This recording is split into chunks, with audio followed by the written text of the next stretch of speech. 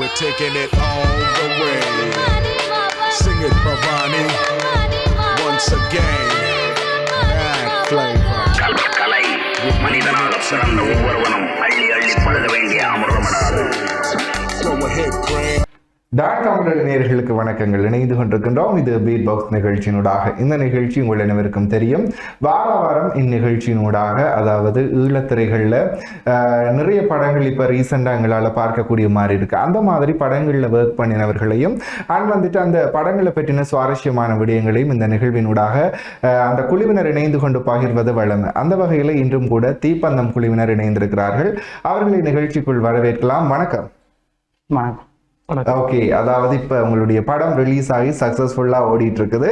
நிறைய வரவேற்பின் மத்தியில் இந்த படம் வந்துட்டு ரன் ஆகிட்டு இருக்கு அப்படின்னு சொல்லி எல்லாருக்குமே தெரியும். சரி, அப்படி இருக்கும் பொழுது நீங்களுமே அதாவது பெரிய திரையில் உங்களை பார்க்கிற பொழுது ஒரு சந்தோஷம், அதீத ஒரு ஆர்வம் உங்களுக்கு இருக்கும். கண்டிப்பாக இந்த நிகழ்வினூடாக உங்களை பார்க்கக்கூடியவர்களுக்கு உங்களுடைய ஒரு சின்ன அறிமுகத்தை கொடுத்துருங்க. வணக்கம், என்னோட பேர் வந்து கஜன் விஜயநாதன். நான் இந்த படத்தில் வந்து ஒரு இம்பார்ட்டன்டான ரோல் ஒன்று பண்ணியிருக்கிறேன். இந்த படம் வந்து இம்பார்ட்டன்டான ரோல் ஒன்று பண்ணியிருக்கிறேன். ஃபர்ஸ்ட் வந்து எனக்கு ராஜண்ணா தான் கால் பண்ணி இப்படி ஒரு ரோல் ஒன்று நீ தான் பண்ணுறேன்னு சொன்னார். ஆனால் அந்த ரோல் கதாபாத்திரத்தை கேட்டோன்னு இந்த கதாபாத்திரம் பண்ணவே நான் யோசிச்சேன். என்னோட கேரக்டருக்கும் ஆப்போசிட்டான கேரக்டர். ஆனால் அவ்வளோ ட்ரைனிங் கொடுத்து இந்த படத்தில் அவ்வளோ ஓகேயா என்னை நடிக்க வச்சிருக்காரு. இனி மக்கள்கிட்ட கையெல்லாம் இருக்குது. ஸோ அனிமையெல்லாம் ரசிக்கிறாங்க இந்த கதாபாத்திரம் பெற கதாபாத்திரத்தை எல்லாத்தையும். ஸோ வாய்ப்பு தந்த சிவராஜ் அண்ணாக்கு மிக்க நன்றி, அண்ட் மதிசனாக்கும் மிக்க நன்றி. சிந்து, உங்களை பற்றின நான் வந்து இந்த படத்தில் கலை இயக்குனராக வச்சிருக்கேன். கன படத்தில் செய்திருக்கேன். இதில் வழக்கமான படங்களில் நடிக்கிறது கூட ஒவ்வொரு படத்துலையும் கெஸ்ட் ரோல் மாதிரி பண்ணுறேன். இதுலேயும் பண்ண வேண்டியது ஒரு அண்ணாக்களோட சேர்ந்து ஒரு கதாபாத்திரம் நடிக்க வேண்டியது. அது நானாவே வேண்டாமன்ட்டு நடிக்கிறது வேற, கலை இயக்கம் பண்ணுறது வேற. ரெண்டு முறை இடத்துல ஒரு நேர்கோட்டில் செய்கிறது கஷ்டப்படுறதுனால நடிக்கிறத தவிர்த்து கலை இயக்குனராக மட்டும்தான் இதில் பங்காற்றிருக்கேன். சும்மா சின்ன சின்ன கட்டங்களில் வழக்கமாக பாடுறது அதுவும் இதில் தவிர்த்திருக்கிறேன். கண்டிப்பாக சிந்துவை பற்றி சொல்லணும் அப்படின்னு சொன்னால், ஆரம்பத்தில் உதவி கலை இயக்குனராக இருந்து தற்பொழுது வந்து ஒரு பிரபலமான கலை இயக்குனராக மாறி இருக்கிறார். இப்போ எங்கே பார்த்தாலும் எந்த படத்தில் பார்த்தாலுமே கலை இயக்குனராக எங்களுடைய சிந்து தான் அதில் தன்னுடைய கைவண்ணத்தை காட்டியிருப்பார். அதாவது சேர்ந்து இந்த ஜேர்னியை ஸ்டார்ட் பண்ணி இந்த அளவுக்கு வளர்ந்திருக்கும் பொழுது எனக்குமே ரொம்ப ஹாப்பியாக இருக்குது. ஸோ உங்களை பற்றி, அதாவது இந்த திரைப்படத்துக்கு உங்களுக்கான வாய்ப்பு என்ன மாதிரி கிடைச்சது, ஸோ இந்த படத்துக்கு நீங்கள் என்ன மாதிரி உள்வந்தீங்க, அந்த மாதிரியான விடயங்களை பகிர்ந்து கொள்ளுங்கள். என்னன்னா, இந்த படம் வந்து நான் வந்து என்னுடைய அப்பா வந்து ஒரு நாடக கலைஞர். ஸோ அவர் நாடக கலைஞர், மேடை கலைஞர், வில்லிசை கலைஞர். அவருடைய பேர் வந்து விஜயநாதன். ஸோ அவரோட ஒரு இன்ஸ்பிரேஷன் தான், அவர்கிட்ட ஒரு இன்ஸ்பிரேஷன் தான் இதுக்குள்ள வேற ஒன்று வந்து ஒரு ஆசை வந்துச்சு. ஏன்னா அவர் வந்து அவ்வளோ கலைஞராக இருந்தும் அவருக்குரிய ஒரு ரெஸ்பான்ஸ் வந்து இங்கே கிடைக்கல. அப்படி இருக்க நிறைய தமிழ் சினிமாவில் வர்ற ஒரு முக்கியமான சீன்களை எடுத்து வீடியோக்கள் பண்ணுறேன். நான் இப்போ டயலாக் வேலை வச்சு நான் அதுக்கு ஆக்டிங் மாதிரி செய்கிறேன் நான். ஸோ அது ராஜண்ணாவுக்கு அது பிடிச்சிருந்துச்சு. ஸோ அதை பார்த்து தான் டாக்டிக் டோஸில் கேட்டார், அதுலேயும் பண்ணேன். பிறகு தீப்பந்தம் திரைப்படத்துலேயும் இப்படி ஒரு ரோல் ஒன்றுக்கா நீ தான் பண்ணணும்னு சொல்லி கூப்பிட்டு அப்படி தான் இந்த படத்துக்குள்ள வாய்ப்பு வந்துச்சு எனக்கு. ஓகே, அதாவது ரீல்ஸ் மூலமாக நீங்கள் இந்த திரைப்படத்துக்குள்ளே வந்திருக்கீங்க. இதை தாண்டி நீங்கள் வேறு ஏதாவது ப்ராஜெக்ட் செய்திருக்கீங்களா? டாக்டிக் டோஸ் மற்றது இப்போ பொம்பளாட்டம்னு ஒரு படம் பண்ணியிருக்கிறேன். அதிலே நினைச்சிருக்கிறேன் சசிகரஞ்சோங்க. அதுக்கு முன்னம் 2017 அபிமாரன் சிவாவேல் இந்த படங்களில் கொஞ்சம் ஒர்க் பண்ணியிருக்கேன். கதிர்ந்த குற்றம், மற்றது கோடாளி, கொஞ்சம் ஷார்ட் ஃபிலிம்கள் அப்படி பண்ணியிருக்கிறேன். சரி, அதாவது ஆரம்ப காலங்களில் நீங்கள் இந்த ரீல்ஸ், டிக்டாக் இந்த மாதிரி தான் செய்துட்டு இருக்கிறீங்க. அதாவது சினிமா ஒரு ரீச் ஆன கட்டங்கள் அது டிக்டாக் ரீல்ஸும் ரீச் ஆகாது சும்மா அதுக்குள்ள. ஓகே, அப்படி நீங்கள் செய்யும் பொழுது அதாவது வந்து அது வந்து ஏற்கனவே நாங்கள் அந்த மாதிரி நடிச்சிருக்கிறாங்க அப்படின்னு சொல்லி அதை பார்த்து நாங்கள் நடிக்கிறதுன்றது அது ஒரு ஈஸியான முடியும்.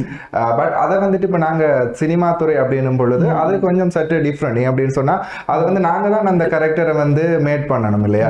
ஸோ அப்படி இருக்கும் பொழுது அந்த ரெண்டுக்குமான டிஃப்ரென்ஸாக நீங்கள் என்னது பார்க்குறீங்க? நிறைய கஷ்டப்பட்டோம் அந்த சீன். இப்போ ஒரிஜினாலிட்டியாக நடிக்கிறது வந்து இருக்குல்ல. இப்போ நாங்கள் வந்து இதில் வந்து ஒரு அஜித் ஒரு வசனம் பேசினேன்னா அதை பார்த்தா அப்படியே நாங்கள் வாயாட்டி செய்கிறமே தவிர ஒரு படத்தை வந்து ரியாலிட்டியாக நடிக்க ரொம்ப ரிஸ்க் எடுத்து தான் நடிச்சேன். இந்த படம் இந்த ரிஸ்க் வந்து உயிர் ரிஸ்க் இல்லை, ப்ராக்டிஸ். அதாவது கிட்டத்தட்ட ஒரு 1 வீக்குக்கு மேலே ப்ராக்டிஸ் நடந்தது, ரிஹர்சல் மாதிரி நடந்துச்சு எங்களுக்கு. நடந்து அதில் ஓகே ஆகித்தான் ஷூட்டிங் துவங்கினது எங்களுக்கு. இப்போ கொஞ்சம் கஷ்டப்பட்டு தான் இந்த படத்துக்கு செய்த நாங்கள். அதன் அவுட்புட் வந்து பார்க்கும்போது மக்களுடைய ரெஸ்பான்ஸை வச்சு பார்க்கும்போது இப்போ சந்தோஷமா இருக்கு. ஓகே, சரி.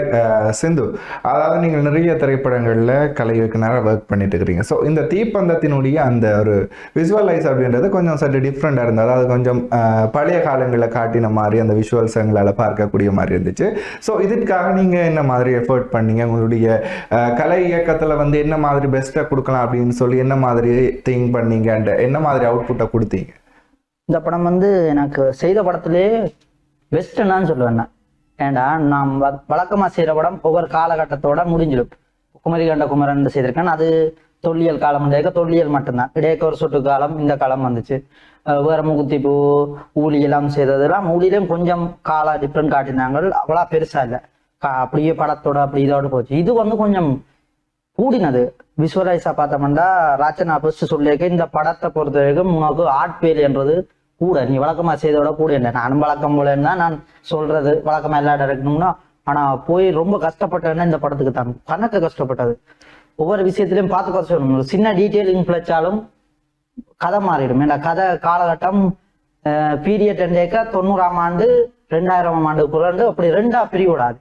இது 80ஆம் ஆண்டு வருது, 90ஆம் ஆண்டு வருது, 92ஆம் ஆண்டு வரும், பேருந்து பார்த்தா 2000 வரும், 2004 ஒவ்வொரு காலகட்டமும் சரியான இதுல காட்டணும், அமைப்புகள்ல காட்டணும்.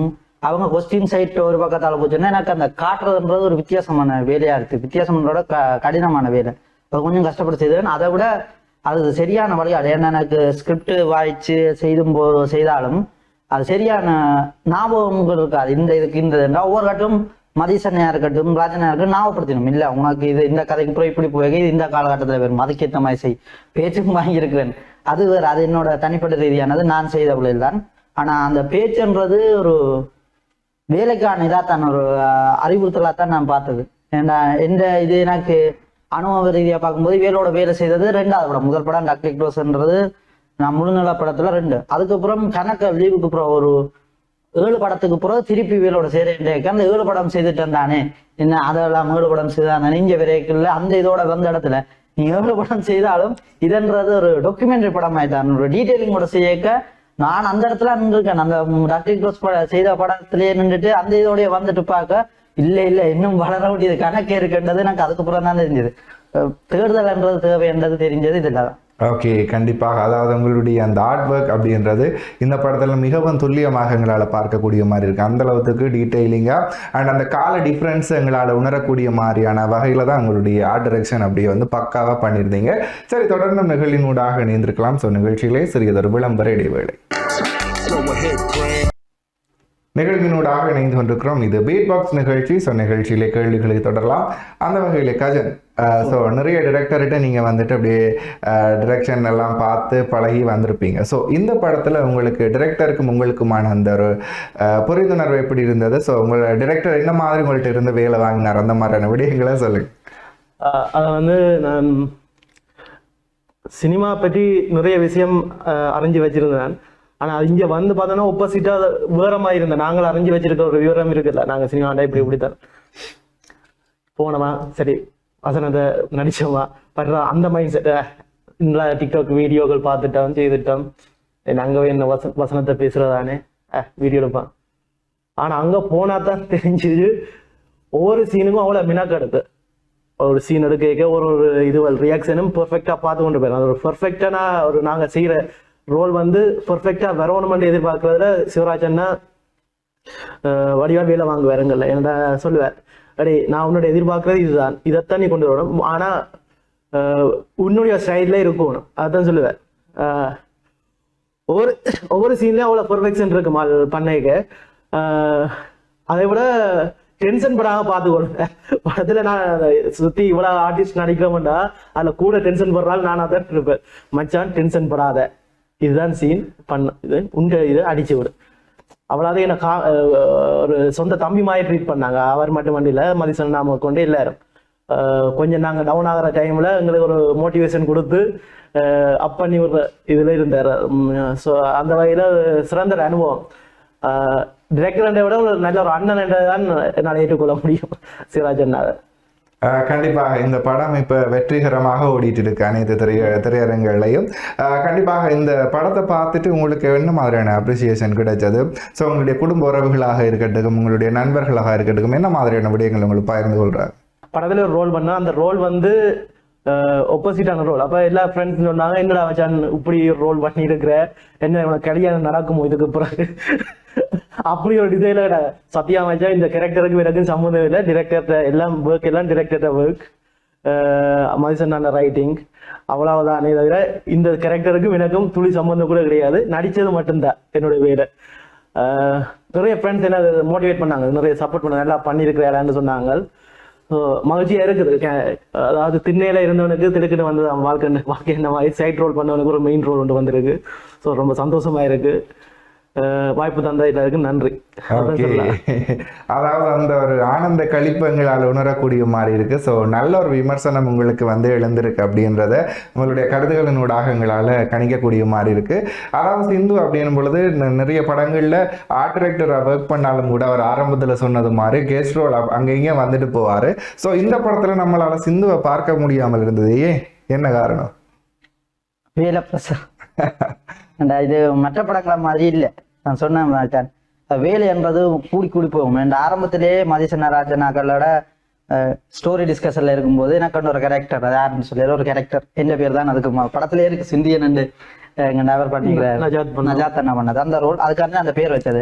அப்படி வச்சு ஸ்டோரி டிஸ்கஷன் எல்லாம் போயிட்டு கேட்டாங்க. நானே சொன்னேன், உங்கள்கிட்ட முதல் இன்டர்வியூல சொல்லிக்க, நடிச்சா ஒன்று நடிக்கிற பார்க்கணும், முன்னாடி ஆர்ட் டைரக்ஷனை பார்க்கணும். அதே தான் நாங்கள் வச்சு மதிசனான ஸ்டூடியோவில் வச்சு கேட்க நானே ஒத்துக்கிட்டேன். ஓகேண்ணா, ஏன்னா சரி வராதானேண்டா ஒன்றில் ஆர்ட் டைரக்ஷனை பார்க்கணும், முன்னாடி நடிக்கிறது. இது கொஞ்சம் பெரிய ரோலா இருக்கு. முக்கியமான 4 பேர்ல ஒரு ஆள் அண்ணாவோட சேர்த்து கதை ஃபுல்லாக வர வேண்டியது. அந்த இதில் நான் அதை விட்டுட்டு அடுத்த ஷூட்டை பார்க்கணும், அதே ஷெடியூல்ல அந்த லொக்கேஷன்லேயே பெரிய வேலை இருக்கும். அப்போ அந்த இது கன்ஃபியூஸ் ஆகும். நான் அவர் கேட்டார், நமக்கு பிரச்சனை இல்லையான்னு ராஜன்னு கேட்டார், இப்படி கேரக்டர் வேறு வாழ போடுறோம், நீ எனக்கு ஒரு சிக்கலும் இல்லை, இது எனக்கு நல்ல நிம்மதியாக இருக்குது. ஏன்னா எந்த ஒரு வேலையை நான் உண்டை பார்த்துட்டு மற்றதை விடையில அது இது ஓகேன்னு செய்தது. அதை விட சும்மா கெஸ்ட் ரோல்லைங்க வாரன்னு சொன்னால் அந்த சொல்கிற அளவுக்கு கெஸ்ட் ரோல் வேலையில போச்சு. ஏன்டா அது வேலையும் கூட சும்மா இடக்கிட பின்னணியில ஆக்கள் இதுகளுக்கு வேறும் வழக்கமா டாக்டர்ஸ்ல வந்தாதான் எங்கேயாவது ஓடி தெரியுறது, அடையாளம் தெரியாம இருக்குது, அப்படி வேறு அந்த முகம் காட்டுற அளவுக்கு இல்லைத்தான். அது ஒரு கவலை இருக்கு. ஏன்னா எல்லாத்துலயும் ஒரு முகம் பாட்டுற அளவுக்கு சின்ன கதாபாத்திரமா வரும். இதுல வந்ததை நான் செய்யலாம் போச்சு. அது ஒன்று வேலை அது புரியும்பா தெரியுது படத்துல. வேலை தெரியுது ஒன் செய்த ஆர்ட் ஒர்க். கண்டிப்பாக. அதாவது சிந்துவுக்கு டிரெக்ஷனா, ஆர்ட் டிரெக்ஷனா அல்லது போனால் நடிகனா அப்படின்னு சொல்லி பார்க்கும்போது சிந்துவுக்கு பிடிச்ச ஒரு விடயம் அப்படின்னா இந்த ஆக்டிங் தான் இல்லையா? ஸோ அதை சாக்ரிஃபைஸ் பண்ணிட்டு அவர் ஆர்ட் டிரெக்ஷன் பண்ணும் பொழுது அவருடைய வேலையில் எப்படி இதாக இருக்கார் அப்படின்றத எங்களுக்கு உணர்த்தக்கூடிய மாதிரி இருக்கு. சரி, அப்படின்னு இருக்கும் பொழுது இந்த ஒரு ஃபுல் செட் அப்படியே நீங்கள் அதாவது இந்த 90 காலம், 92ஆம் காலம், 2000 காலம் அப்படின்னு சொல்லி காணும் பொழுது உங்களுக்கு நிறைய ஸ்ட்ரகிள்ஸ் அதில் இருந்திருக்கும், நிறைய வேலை நீங்கள் செய்ய வேண்டியிருக்கும். ஸோ உங்களுக்கு ஒரு குழுவினர் இருந்தார்கள், அதாவது அசிஸ்டன்ட் ஆர்ட் டைரக்டர் அப்படின்னு சொல்லி உங்களுக்கு ஒரு செட்டப் குழுவினர் இருந்தாங்களா? இல்ல, இந்த படத்தை பொறுத்த வரைக்கும் நான் பெரிய ஒரு ஷெடியூல் ஒன்று இருந்தது. 80ஆம் ஆண்டு ஆஸ்பத்திரி நினைக்கிறேன் அந்த செட் அண்ணாக்கள் இதுல 80ஆம் ஆண்டு செட். அது படத்துல பார்த்துருப்பீங்களா ஹாஸ்பிட்டல் சீன். அதுக்கெல்லாம் 2-3 நாள் என் ஃப்ரெண்ட்ஸ் எனக்கு வழக்கமா அசிஸ்டண்டா வேலை செய்றாக்கள், அசிஸ்டன்ட் நான் சொல்ல மாட்டேன், ஏன்டா அது என்னன்னு சொல்றது, அவங்கள பார்ட்னர்ஸ் தான் சொல்லுவேன். அசிஸ்டன்ட்றது வேற, இது பார்ட்னர்ஸ். நான் அவங்களோட ஆர்ட் டிபார்ட்மெண்ட் தான் சொல்லணும். அப்படி இருக்கிறாக்கள் கொஞ்சம் முக்கியமான வேற படங்கள்ல வேலை செய்யுது. மோகன் இருக்கிறார், மற்றது கணவர் இருக்காங்க. அப்படி கணவர் ஒவ்வொருத்தரும் கோல் பண்ண அந்த டைம் இப்படி ஒரு ஷெடியூல் ஒன்று ஒவ்வொருத்தரும் பிஸி. வேற இந்தியன் படங்கள் கொஞ்சம் இங்கே நடக்குது, இந்தியன் ஆக்டர்ஸ் கொழும்பு அப்படி நிற்கிறேன், அங்கே நிற்கிறேன், இங்கே நிற்கிறேன். அந்த 9ஆம் சீனுக்கெல்லாம் ரொம்ப கஷ்டப்பட்டது. கடைசியா ஒன்றும் செய்யலாது, எனக்கு அசிஸ்டன்ட் வேணும். அது நான் சொல்லிட்டேன், நீ எத்தனை பேர் என்னாலும் படி காசை பற்றி யோசிக்காத, வேலை நடக்கும். உடனே எனக்கு என்ன பொறுத்தவரைக்கும் வேலை நடந்தா செய்தானே, நான் சொல்றத செய்யறேன்டா. எனக்கு இந்த கூட பிறந்த தம்பி அவர்கிட்ட ஃப்ரெண்ட், அதை விட கொழும்புல இருந்து என்ன ஒருத்தன் வந்தான், மற்றது தனோ என்னன்ட்டு அவன் தான் வவுனியால இருந்து வந்தான். அவன் என்னோட 2-3 படத்துல வேலை செய்வான். சொல்லணுமாண்டா அது எந்த பாதின்னு சொல்லுவான் அவன் செய்த வேலை. ஏன்டா அந்த ஒரு நாள் நைட் ஃபுல்லா அது தொடர் ஷூட். அதான் படத்துல முக்கியமான சீன். அதுல வார சீன் தான் கதையில நீங்க படத்துல பார்த்துருப்பீங்க, கதையில ஒரு திருப்பு முனியா வர்றது, அந்த கதைக்கே உருவாக்க முடிய சீன். அதுல புக் பண்ணாக்கள் தம்பியா இருக்கிறது டிலக்ஷன் அண்டு அவன் ஃப்ரெண்ட் வக்சலன் அண்டு எல்லாம் கூப்பிட்ட உடனே அந்த டைம் அவங்களுக்கு அதுக்கு முன்னம் படங்கள் செய்த அனுபவமே இல்லை. அவங்க எல்லாம் அதோட அப்துல்லா அண்டு ஆரம்பத்துல என்னோட வேலை செய்தவன் இந்த படத்துல செய்தது. அவரும் கொஞ்சம் வேற வேலையெல்லாம் யூனிவர்சிட்டி என்றால அவராலையும் அதுக்கு பிறகு தொடர இல்லை. ஆனா குழுவா வந்து செய்யும்போது ஹெல்ப்ஃபுல்லா இருந்தது. இந்த படத்துல கூட அசிஸ்டண்ட வச்சு வேலை செய்யணும். அதுக்கும் மேலால இவர் அசிஸ்டன்ட் சொல்ல இல்லாத அளவுக்கு அசிஸ்டன்ட் அந்த வேலை அங்க நடந்துருக்கும் ஒன்று செய்யணுமாண்டா டைரக்டர் கயண்டா சரி கயன்னா வந்துடுவார். இவர் தான் ஃபுல்லா அந்த பக்கம் சிந்துக்கா கேட்டாங்க ஒரு கட்டத்துல ஆக்டிங்கு போயிட்டு எதுக்கு போனாரு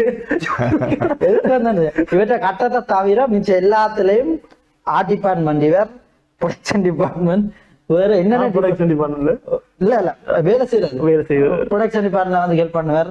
ஆனா உள்ளானது ஆர்ட் டிபார்ட்மெண்ட். அப்படி எல்லாருமே குழுவாத்தான் செய்தாங்க. அசிஸ்டன்ஸும் கன பேர் இருந்தவை. அப்படி பார்த்தா இது கொஞ்சம் வித்தியாசமா இருந்தது. கணக்கு அசிஸ்டண்டோட செய்த படத்திலேயே கூட அசிஸ்டன்ஸ் உதவி இயக்குநர்களை வச்சு செய்த படம் இது. கண்டிப்பா அவுட்புட்டை பார்க்கும் பொழுதே தெரியுது. அதாவது ஒருத்தவங்க நாங்கள் வந்துட்டு நான் எனக்கு இந்த வேலை தான் இருந்தது, இது மட்டும்தான் கொடுப்பேன் அப்படின்னு சொன்ன அந்த ஒரு டீம் கோஆர்டினேஷன் இருக்காது. அந்த அவுட்புட் அப்படின்றது வந்துட்டு மக்களால் ஈர்க்கப்படாது. பட் நீங்கள் இது இறங்கி வேலை செய்திருக்கிறீங்க, அதுக்கான அவுட்புட்டை இப்போ நீங்கள் எல்லாருமே அனுபவிச்சுட்டு இருப்பீங்க அப்படின்னு சொல்லி தெரியுமே அப்படின்னு சொன்ன ரசிகர்கள்ட்ட இருந்தால் அந்த அளவுக்கு ஆதரவு உங்களுக்கு கிடைக்கப்பட்டு இருக்கும். சரி, அதாவது நீங்கள் ரெண்டு பேருமே வந்து அதாவது நீங்கள் ஆர்ட் டைரக்டர், ஸோ நீங்கள் வந்துட்டு ஆக்டிங் சைட். இப்போ உங்கள் ரெண்டு பேருக்குமான அந்த ஒற்றுமை எப்படி இருந்துச்சு அந்த செட்டுக்குள்ள? ஸோ ரெண்டு பேருமே பார்க்கும் பொழுது ஒரு ஃப்ரெண்ட்ஸ் ஒன்னுக்குள்ள வந்துட்டீங்க. ஸோ அந்த செட்டில் எப்படி இருப்பீங்க ரெண்டு பேரும் சூப்பர் ஸ்டார் பற்றி தான் அந்த ஒரு எங்களுக்குள்ள ஒரு ஜாயிண்ட் வருதுன்னா அது காரணம் மெயின் ரீசன் ரஜினி தான். பழக்கத்துல எனக்கு பழக்கம் சொன்னா நான் ரஜினி ஃபேன், நீ ரஜினி ஃபேன் அப்பவா இன்னும் ஒன்று நடிச்சவர் அதுல பார்த்து பழக்கம். டிஸ்கஷன்ல போகும்போது இந்த கேரக்டர் நான் கொஞ்சம் டிஃப்ரெண்டா இருந்துச்சு. இப்படி அந்த படத்துல பார்த்தவே டிஃப்ரெண்ட் ஆர்ட் செய்ய போறோம்னு எனக்கு ஒரே இது கேள்வி தான் கயனண்ட அண்ணா ராஜண்ணாவோ மதிசண்ணா சொல்ல ஆறு கையனன்னு டப்புன்னு முடியாது டாக்டர் ஸ்லோ உடுப்பு கடை சீன் அவரா என்ன அந்த படத்துல அவர் வந்த சீன் ஒரு சின்ன சீன். ஆனா ஊரில் இப்போ கூட ரசிச்சு ரசிச்சு ரசிச்சு பாக்குற அந்த சீன் அப்படி ஒரு சீன் அவரா செய்வாரோ அவர்கிட்ட காய்ச்சிடும் ஓகேண்ட. அதுக்கு பிறகு பார்த்தா இவர் தான் இங்க வந்துட்டு அங்கே நோமலா பழக்கம் இப்படி காய்ச்சிக்கணுமா அந்த கதையில சொன்னார். என்னண்டு நோமலா பழக்கமா இருந்தது, நல்ல க்ளோஸ் ஆனது ரெண்டு பேரும். யாருண்டா நான் இப்போ டிபிஏ கண்ணன் அந்த ரயனின்ற அது சினிமா சம்பந்தமான சினிமா நண்பர்கள் ஓகே.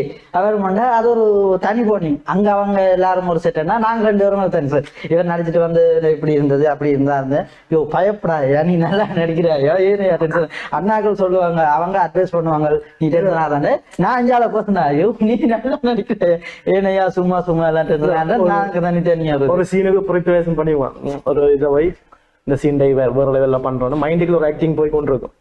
அந்த டைம்ல கரெக்டா வருவாங்க வந்து பயப்படாத டென்ஷன் ஆகாத படிவா பண்ணு. அதுக்கு பிறகுதான் டென்ஷனு. அப்ப அந்த தனி கண்ட்ரோல்ன்றது இவருக்கு அங்க ஒரு கம்ஃபர்டபுளா ஃபீல் பண்ணது. நான் அவருக்கு ஒரு ஃப்ரெண்ட் இருக்கிறார் என்ற அளவுக்கு எனக்கும் சரி அவருக்கும் சரி. சரி, அதாவது உங்களோட பாண்டிங் எங்கேயும் எங்களால் பார்க்கக்கூடிய மாதிரி இருக்கு. தொடர்ந்து நிகழ்வினூடாக இணைந்திருக்கலாம். நிகழ்ச்சிகளே சிறியதொரு விளம்பர இடைவேளை. மீண்டும் இணைந்து கொண்டிருக்கின்றோம். இது பீட் பாக்ஸ் நிகழ்ச்சியிலே கேள்விகளை தொடரலாம். அந்த வகையில் கஜன் உங்களுடைய ஆக்டிங் அப்படின்னும் பொழுது பார்க்கும் பொழுது ஒரு இப்போ பேசும் பொழுது நீங்களாம் அங்கே நடிச்சீங்க அப்படின்னு சொல்லி ஒரு தோட்டம் எங்களுக்கு உருவாக்குது. கண்டிப்பாக இதை தாண்டி வந்துட்டு உங்களுக்கு அடுத்தடுத்த படங்கள் ஏதாவது வாய்ப்புகள் இந்த ஆக்டிங்கை பார்த்துட்டு கிடைக்கப்பட்டிருக்குதா? ஒரு இந்த ஆக்டிங்கு முன்னாவும் ஒன்று பேர்க்கில் இருந்த ப்ரொசஸ் ஒன்று இருந்தது. அநேகமாக நான் நினைக்கிறேன் அடுத்தடுத்த மாதங்களாக துவங்கணும்னு நினைக்கிறேன். அந்த படம் இன்னொரு படமும் ஒன்று பேச்சுவார்த்தையில் இருக்குது. எனக்கு இன்னும் கன்ஃபார்ம் பண்ணல. கன்ஃபார்ம் பண்ணோன்னா முறையாக அறிவித்தல் வரும். ஏன்னா தெரிஞ்சாக்களும் படத்தை பார்த்துட்டு கேட்டேன் இந்த கேரக்டர் செய்தா நல்லா இருக்குது நம்புறதாங்க. இல்லை நான் நம்புறதே இல்லை, நானே ஆளை நேரம் கூட்டிட்டு வரேன்னு சொல்லியிருக்கேன். அண்ட் அந்த ஆக்டிங் கொஞ்சம் டிஃப்ரெண்டா தெரியுது. செய்வாரா காமெடி காமெடி கதாநாயகனா செய்யக்கூடிய ஆளுன்னு சொல்லிக்கிறேன். கணக்கு வாய்ப்பு இருக்கு. ஓகே, சரி. அதை தாண்டி சேர்ந்து உங்களுக்கு அதான் அவரை நீங்க தூக்கி விடுறதுலேயே நின்றுட்டு இருக்கீங்க. ஸோ அதை தாண்டி உங்களுக்கு வந்து ஏதாவது வாய்ப்புகள், அதாவது இந்த அளவுக்கு ஒரு பிரம்மாண்டமான முறையில் ஒரு ஆர்ட் டைரக்ஷனை பண்ணிட்டு இங்கே பார்த்தீங்கன்னா சத்தம் மூலமாக ஃபன் பண்ணிட்டு இருந்துட்டு இருக்கீங்க. ஸோ இதை தாண்டி உங்களுடைய ப்ரொஃபஷனல் லைஃப்ல வந்துட்டு அடுத்தடுத்த ஸ்டெப்புக்கு நீங்க போறதுக்கான ஆயத்தங்கள் இருக்கிறீங்களா? அடுத்தடுத்து கணக்கு படங்கள் இருக்குது. அது வந்து என்ன பிரச்சனைன்னா ஆட்கள் குறைபாடு, என்னன்னு சொல்றது கலை இயக்குனர் குறைபாடுன்னு தான் சொல்லணும். இப்போ அடுத்த எல்லா படத்துலையும் என்ன காரணீங்கன்றது காரணம் நான் நல்லா செய்யறன்ற விட இங்கே ஆட்கள் இல்லை. அதான் பெரும்பாலும் நான் கலை இயக்குனர்ன்றது இப்போ வெளிநாட்டில் இருந்து இருக்கிற அளவுக்கும் இங்கே கலைத்துறை வளரணும். அதை விட இங்கே பார்த்தோம்னா தமிழில் மொழி பிரச்சனையால் தமிழில் இருக்கிறது 1 2 3 பேர் ஒரு கைவிட்டு எண்ணக்கூடிய ஆக்கள். அப்படி இருக்கும்போது கணக்கு ப்ரொஜெக்ட் இருக்க ஆக்கள் தட்டுப்பாடு. அந்த இதில் இருக்க 2 3 இந்த படம் செய்யும்போது அடுத்த படம் கேட்க அவங்க ஒன்றில் வெயிட் பண்ணணும் எனக்காண்டி. இல்லாட்டிக்கு வேறொரு ஆளை பார்த்து போகணும். வேறொரு ஆள் இல்லாத இடத்துல அப்படியே லைனுக்கு ஒரு எண்ணிக்கை கூடினதாக இருக்கிறதால எங்களுக்கு ப்ரொஜெக்ட் இருக்குது. அந்த பிரச்சனை தான், நேர காலம் பிரச்சனைகளால் வார ப்ரொஜெக்ட் தள்ளி தள்ளி போகும், இல்லாட்டிக்கு ஒன்றுக்காண்டி ஒன்று வெயிட் பண்ணுறோம், அந்த பிரச்சனை இல்லை.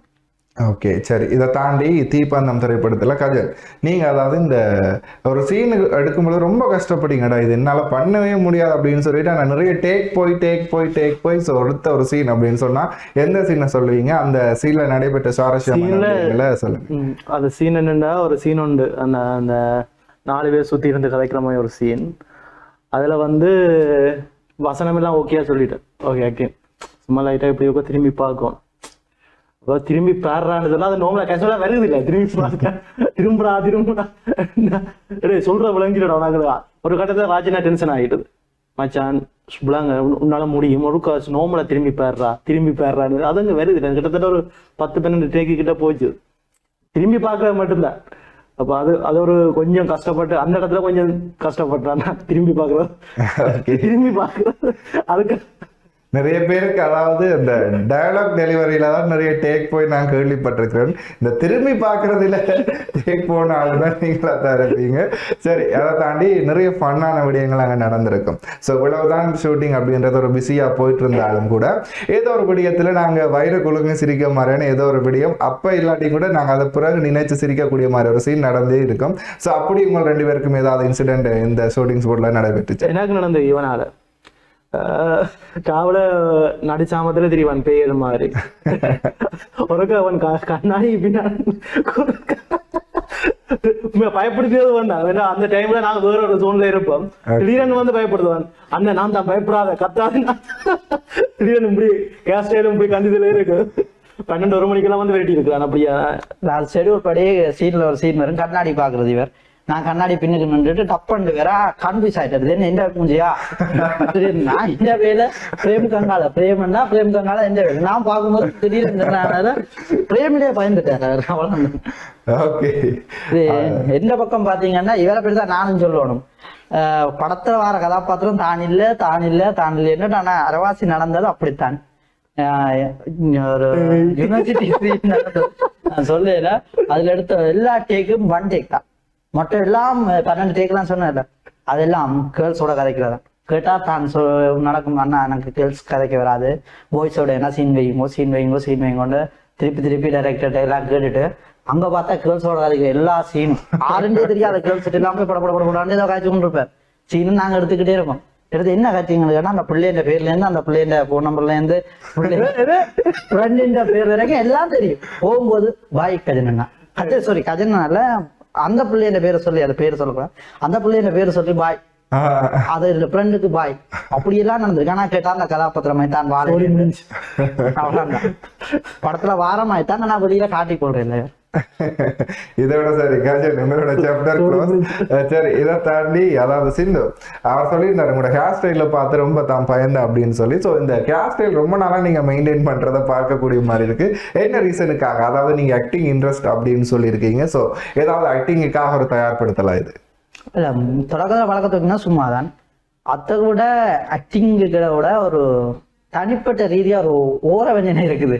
ஏன்டா ஒரு ஆளை இதை வச்சு கேரக்டரை உருவத்தை வச்சு விட போடுறோம், அது சுத்தமா இல்லாத காரியம், அது கூடாதுன்றதுக்காண்டி அதுக்காண்டியே வளர்க்குறேன். ஏன்டா நார்மலா வளர்க்கும் போது சொல்லுவாங்க என் தலையை பார்த்தா அப்படி இருக்கு இப்படி இருக்கு, அது இல்லை, அது உருவம்ன்றது வேற. சில பேர் சொல்ற ஆடபாதி ஆள்பாதி, அதெல்லாம் அந்த காலத்துல இவனோ இருந்தவன் மாறி சொன்னது. இப்ப அது போல எங்கட வேலையை பார்க்கணுமே தவிர நாங்க எப்படி செய்யறோம்ன்ற வேலையெல்லாம் இருக்குது, உருவத்துல இல்லை. கனவேருக்கு அது பதிலடியா இருக்கணும்ன்ற கண்டம் வளர்க்குறேன். படத்துக்காண்டி அதை வளர்த்ததுக்காண்டி சில படங்களை கேட்டிருக்காங்க. அடுத்த படமும் தலைமையற்காண்டி தான் ஒரு கேரக்டரும் கேட்டிருக்காங்க. ஆர்டிஸ்டனை கூட தலை வளர்த்துருக்கீங்க அதுண்டு. ஆனா மெயினா தலைமை வளர்க்குறது இதுக்கு தான், அந்த இதுக்கு ஒரு பதிலடியோட போடணும். நீங்க உருவத்தை வச்சுட கூடாங்க, எங்கன வேலையை பாருங்கன்னு சொல்றதுக்காண்டி தான் இந்த இது. கண்டிப்பாக நல்ல ஒரு பதில்.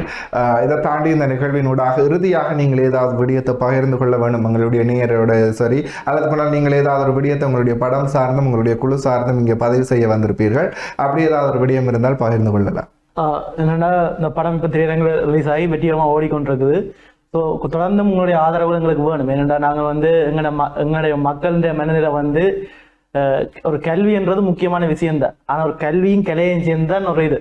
சரஸ்வதி என்று சொல்றோம். ஆனா அந்த சரஸ்வதிக்குள்ளேயே ஒரு கிளை ஒன்று இருக்கு, கிளையும் இருக்கு, கல்வி இருக்கும். அப்படி இருக்கும்போது எங்களை மக்கள் கல்விக்கு கொடுக்குற இம்பார்ட்டண்டா ஒரு கொஞ்சமாவது எங்களுடைய கிளைக்கும் கொடுக்க வேண்டும். இப்ப கொடுத்துருக்கிறீங்களா எங்களுக்கு மிக்க மகிழ்ச்சி. ஆனா அதை விட இன்னும் தரவணும் தந்தா தான் எங்களை மாதிரி கலைஞர்கள் ஒரு ஊருக்கையும்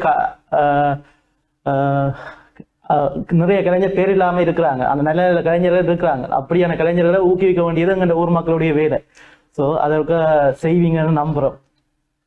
நீங்க இதுன்னா இவர் சொல்றது சரிதான். நான் என்ன பண்றதுக்கு இந்த படம் கொஞ்சம் பார்த்தாக்கள் சரி, நீ பார்க்க போறாக்கள் சரி, இது வெறும் படமா மட்டும் இருக்காது. எங்களோட தமிழர் சம்பந்தமான ஒரு மறைக்கப்பட்ட வரலாறு சொல்றதா, ஒரு உண்மை சம்பவம் அடிப்படையானது, அது வந்து கணக்கே இருக்குது. நீங்க அதை பார்க்கும்போது உங்களுக்கே தோணும் அது என்னத்தை பற்றி கதைக்குதுண்டு. ஏன்னா வரலாறு எங்கென்ன வரலாறுனா நாங்க தான் எடுத்து சொல்லணும் அதுக்கேற்ற மாதிரி. அப்படி சொல்லும் போது அதுக்கான ஆதரவு நீங்க கொடுத்தா தான் அது அடுத்தடுத்த இன்னும் மறைக்கப்பட்ட வரலாறு இருக்கு. இப்படியான படங்கள், இப்படியான வரலாற்று சம்பவங்கள் படங்கள் மூலம் போதில வேண்டாம், நேரடியா நாங்க சொல்ற அளவுக்கு இல்லை. எங்கன்ற கருத்து சுதந்திரம்ன்றதே இல்லை. படங்கள் மூலம் கொண்டதுக்கும் சுத்தமான நேரடி படமாகவும் சுத்தமான நேரடி இப்படியான ஒரு மறைக்கப்பட்ட வரலாறுகளை கொண்டு வந்தா அப்படியான படங்கள் வெறுவனும் எதிர்பார்க்கிறேன். இப்படி எடுத்தது அதுல வேலை செய்ததுன்றது எனக்கு ஒரு பெருமையா இருக்கு. அந்த காட்சியெல்லாம் இருக்கட்டும், அதுக்கான ஏற்பாடுகள் சரியா செய்ததை நினைச்சு இன்னும் இப்படியான படங்கள் செய்யணும்ன்ற ஆர்வம் இருக்கு. அதுக்கான ஆதரவையும் கொடுக்கணும். கண்டிப்பாக நீங்கள் சொன்னது போல எங்களுடைய மக்கள் இப்போ எங்களுடைய கலைகளுக்கும் எங்களுடைய ஈழத்து திரையுலகுக்கு வந்து பெரிய சப்போர்ட்டை கொடுத்துட்டு இருக்காங்க.